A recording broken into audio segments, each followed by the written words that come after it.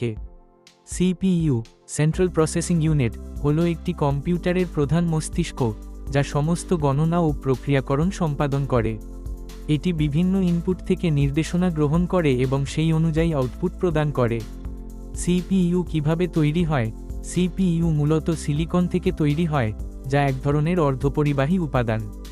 Silicon wafer উৎপাদন প্রক্রিয়া বেশ জটিল, যেখানে ন্যানোমিটার লেভেলে সার্কিট তৈরি করা হয়। এই প্রক্রিয়ায় বিভিন্ন লেয়ার তৈরি এবং ইলেকট্রনিক ট্রানজিস্টর যুক্ত করা হয়। ট্রানজিস্টরগুলোই একে কার্যক্ষম করে তোলে। সিপিইউ কিভাবে কাজ করে? সিপিইউ প্রধানত তিনটি ধাপে কাজ করে। 1. ফেচ আহরণ, মেমরি থেকে ইনস্ট্রাকশন নিয়ে আসে। 2. ডিকোড ইনস্ট্রাকশনগুলো বিশ্লেষণ করে কী ধরনের অপারেশন করতে হবে। 3.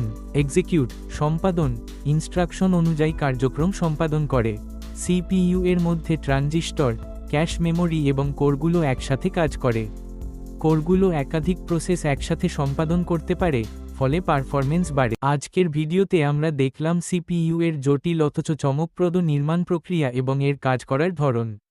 প্রযুক্তি প্রতিনিয়ত আমাদের জীবনে অবিশ্বাস্য পরিবর্তন নিয়ে আসছে, আর এই সাধারণ যন্ত্রাংশগুলোর মধ্যেই লুকিয়ে আছে অসাধারণ সব কাহিনী।